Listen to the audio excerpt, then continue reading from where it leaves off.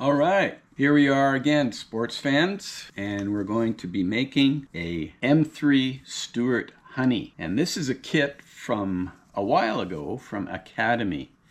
And it is a fairly good kit. It's had good reviews, but there are some areas that maybe aren't perfect. But for my purposes in this video, I'll just be building it basically right out of the box. And so let's take a look.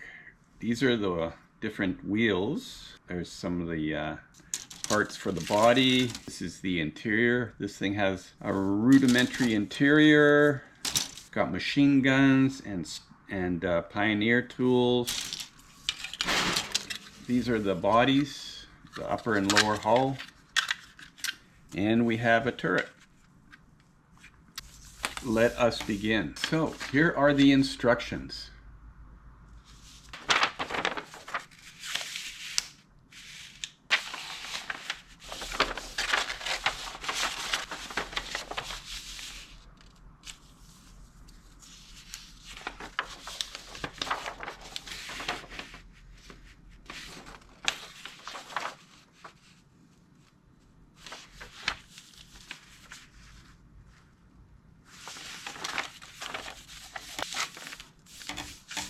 All right, we'll start with the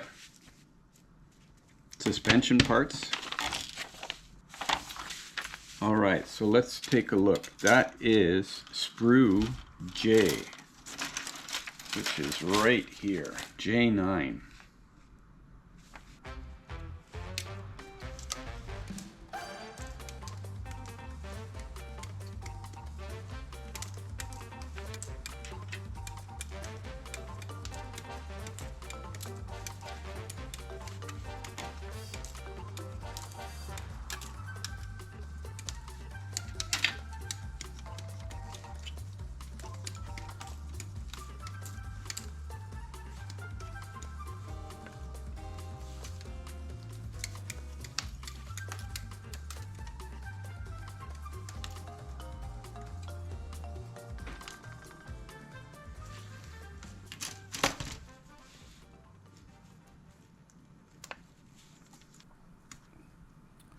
The Stuart tank, the rise of the Honey.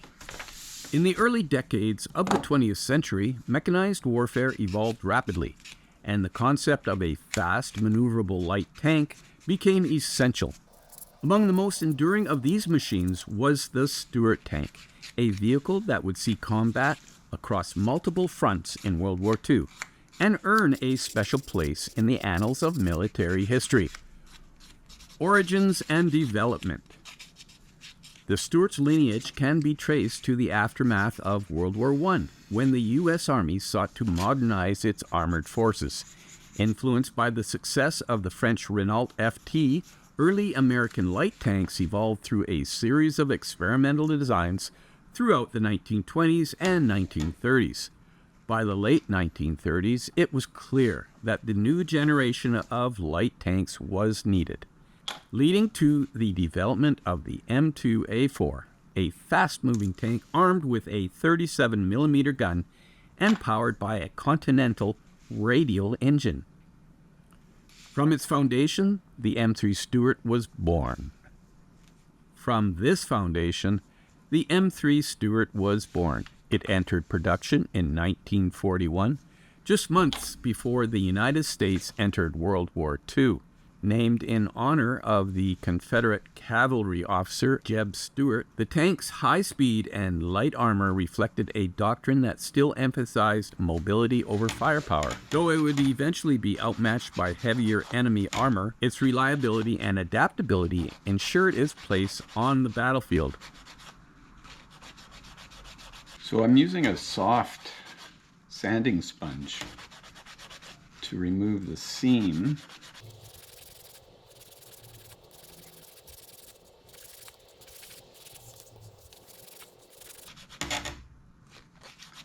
All right, well, I've got quite a few of these to do, so I think I'll just carry on and I'll join you once I've got these all sanded out. Its armor, riveted or welded steel up to 38 millimeters thick, was modest, offering limited protection against enemy shells. Its primary weapon, the 37 millimeter M6 gun, was effective against early war adversaries, but struggled against later German tanks. What it lacked in firepower and protection, however, it made up in speed. Stuart's radial aircraft engine could propel it at speeds up to 36 miles per hour, which is 58 kilometers per hour, making it an excellent vehicle for reconnaissance and flanking maneuvers. Yet it was with the British forces in North Africa that the Stuart would make its most famous mark, under a new name, Honey, the Honey in the Desert War. When Britain received its first M3 Stuarts under the Lend-Lease program in 1941, its crews were taken aback. Used to the slow, breakdown-prone British light tanks of the era, they found the Stuart's smooth ride and reliability a breath of fresh air. One driver, upon returning from his first test run, reportedly exclaimed, "It's a Honey." The nickname stuck. In the vast, unforgiving expanses of the North African desert, speed and endurance were everything. The Honey's speed, agility, and mechanical reliability made it an ideal scout and raider, capable of striking enemy convoys before disappearing into the dunes. Unlike British designs, which often suffered mechanical failures in desert conditions, the Honey kept moving. Major Robert Crisp, a South African officer in the British Army, recalled his first encounter with the Stuart in his memoir, Brazen Chariots. Compared to the sluggish A9s, A10s, and A13s that British forces had been forced to use, the Honey felt like a revelation. Its radial aircraft engine roared with power,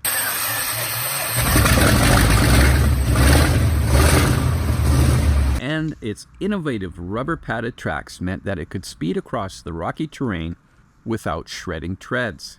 The Stuart could drive at nearly twice the speed of the German Panzer III and IV tanks, allowing British crews to execute fast hit-and-run tactics. But speed alone could not win battles. The Honey at war. Operation Crusader. The Honey saw its first major action in Operation Crusader.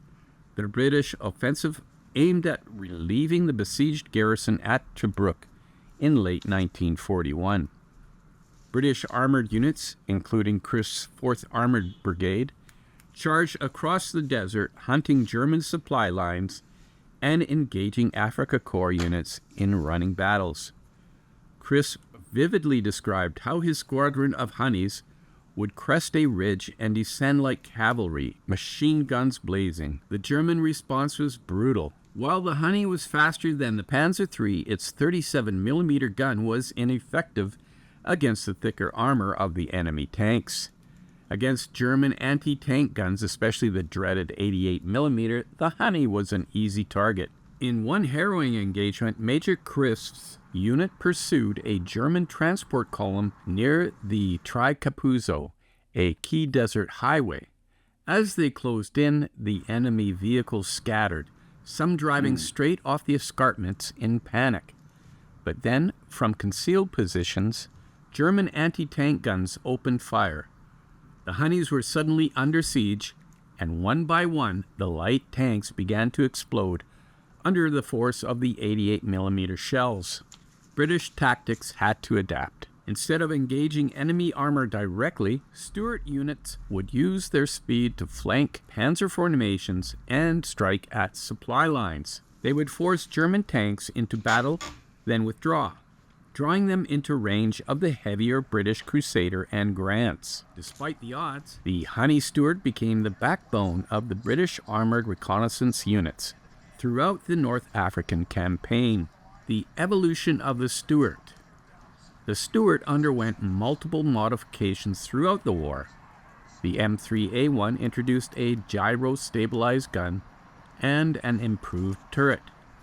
The M3A3 featured better armor and a redesigned hull. The M5 Stuart, introduced in 1942, replaced the radial engine with twin Cadillac V8s, making the tank even more reliable. While the Stuart continued to serve in various roles, its limitations became increasingly clear. The fit on a lot of these parts is so tight you don't even need glue. I don't know if I should even bother.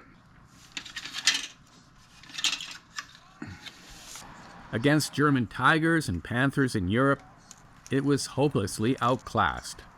But in the Pacific, where Japanese tanks were lighter, the Stuart continued to be a formidable asset.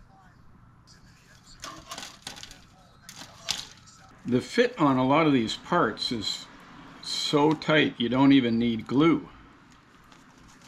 I don't know if I should even bother. What other parts we need here? By the later years of the war, the Honey was largely relegated to reconnaissance and support roles. Yet it remained a soldier's tank, fast, dependable, and surprisingly tough given its size. Its chassis was repurposed for flamethrower tanks, command vehicles, and even self-propelled artillery. Despite being overshadowed by heavier tanks like the Sherman, the Stuart's impact was profound. It had been one of the first truly mobile armored vehicles of the war, shaping the way light tanks were used in future conflicts. Even after World War II, the Stuart remained in service with various nations, seeing action in Korea, the Indo-Pakistani Wars, and even later conflicts in Latin America and Southeast Asia. I cut the pin off, unfortunately, so it's making it harder than it should be, but whatever. Today, the Honey Stuart is a beloved relic of the past, restored and displayed in museums and historical reenactments.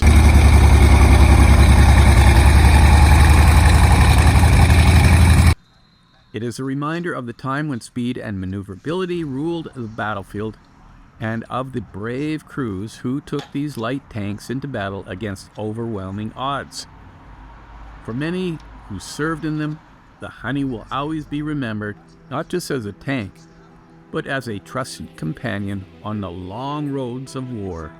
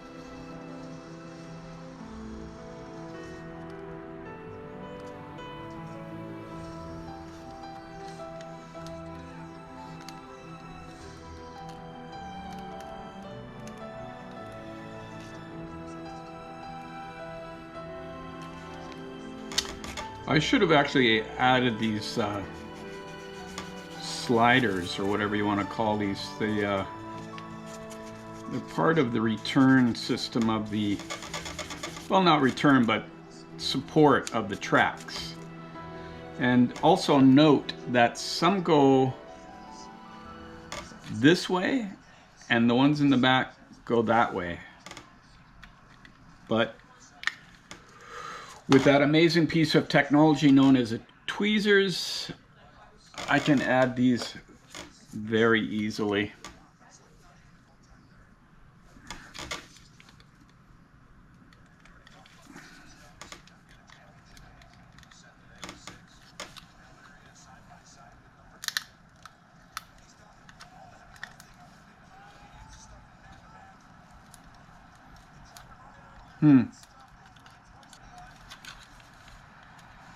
Wonder why that's not going in. Do I have to trim it a bit?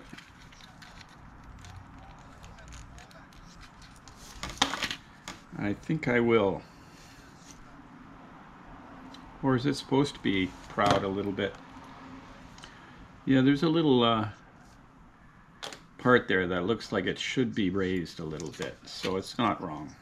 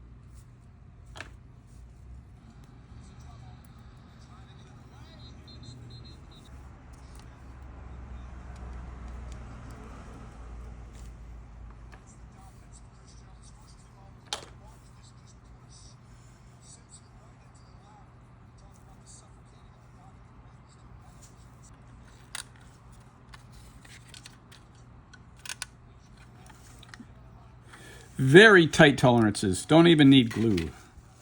Let's put on these front pieces here. And those are a B44. B44. B44.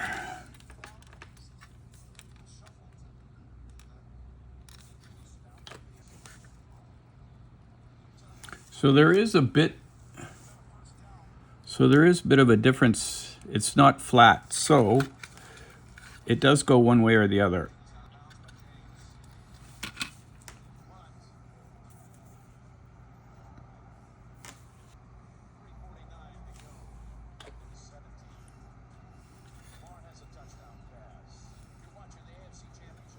All right, so moving on to the back idler wheel.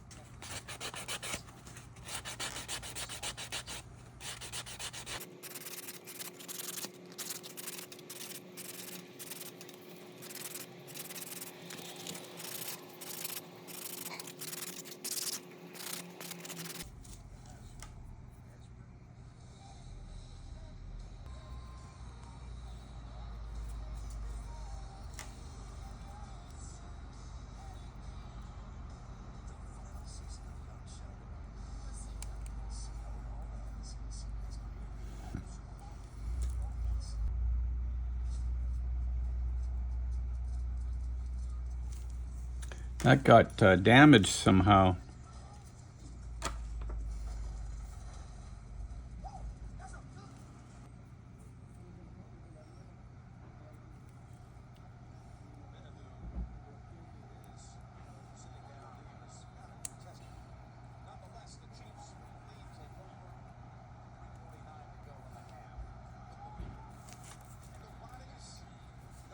Yeah, these are bent for some reason. I don't know how they got damaged.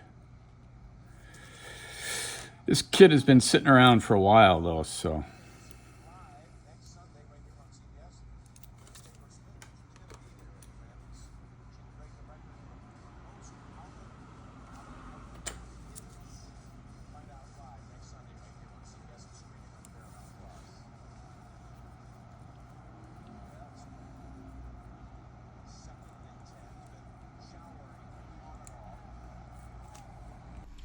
All right, so we got to add this part to here.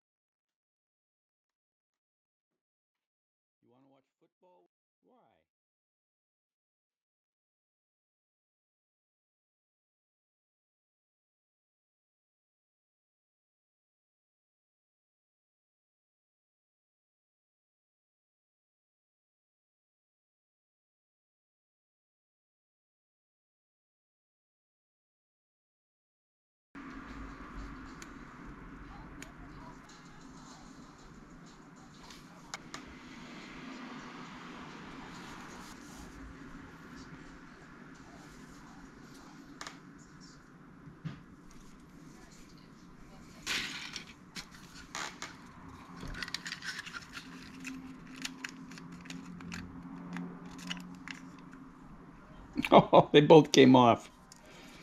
Oi, oi, oi. Maybe I should just let them set up before I go ahead and do that, eh? Yeah, even though I'm presenting stuff on YouTube, doesn't mean I don't screw up.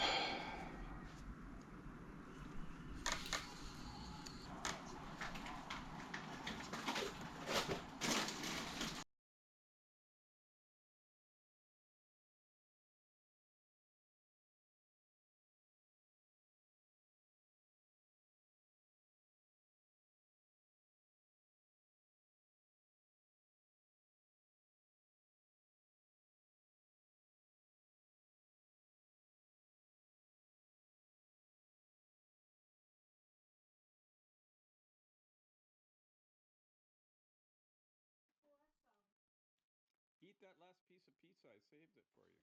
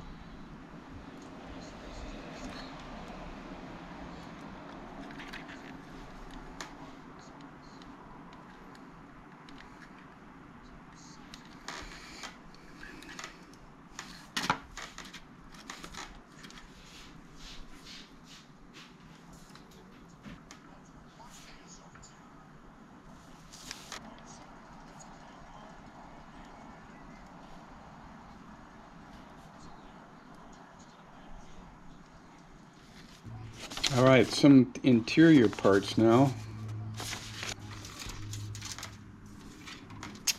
So the majority of these parts are on the sprue tree C.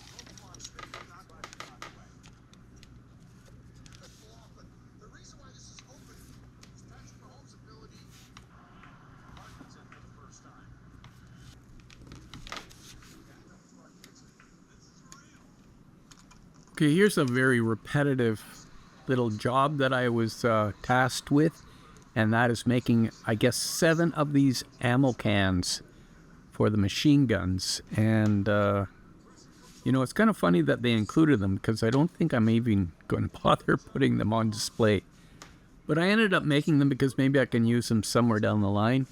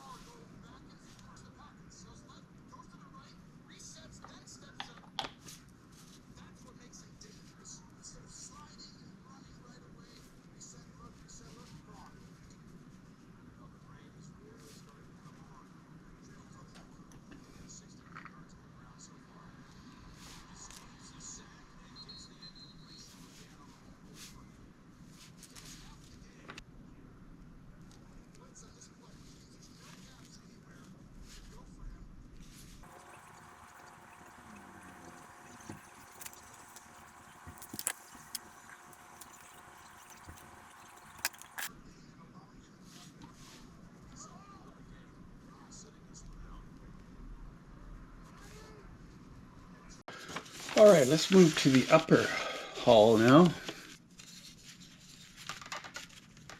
So they would have us put the side fenders on first.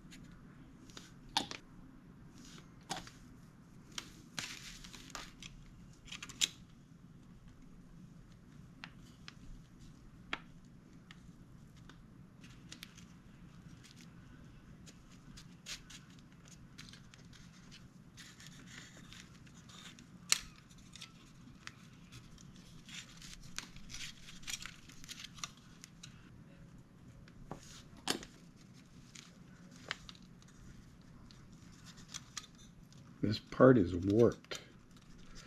That's why I'm having a little trouble with it.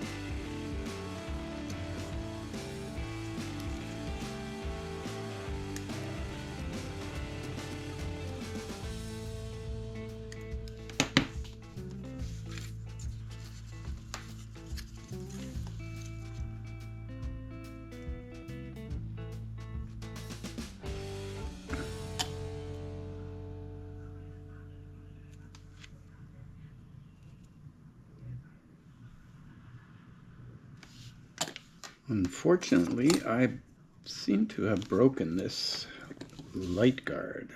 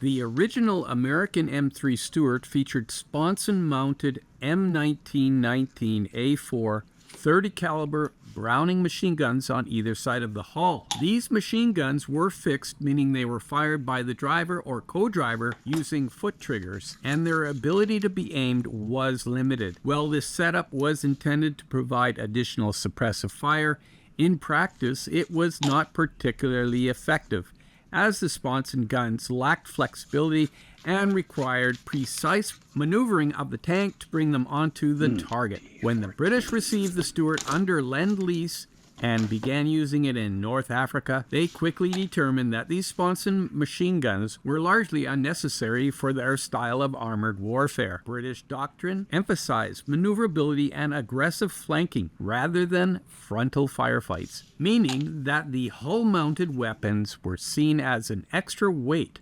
rather than a battlefield advantage. As a result, British modifications to the Honey often remove the Sponson-mounted machine guns entirely, leaving just the turret-mounted armament. Why did the British remove the Sponson guns? Number 1, crew efficiency. The British believed that the driver and co-driver should focus on mobility and navigation rather than operating machine guns. Removing these guns freed up space and reduced distractions for the crew.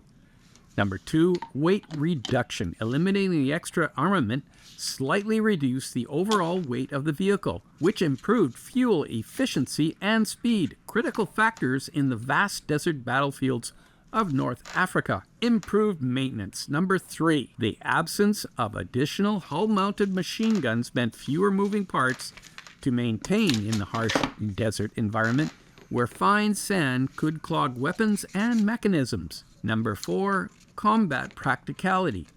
In the fast-moving battles of the Western Desert, Stuart crews relied more on their turret-mounted Browning M1919A4 machine gun, which could be aimed and fired by the commander/gunner in a more controlled manner.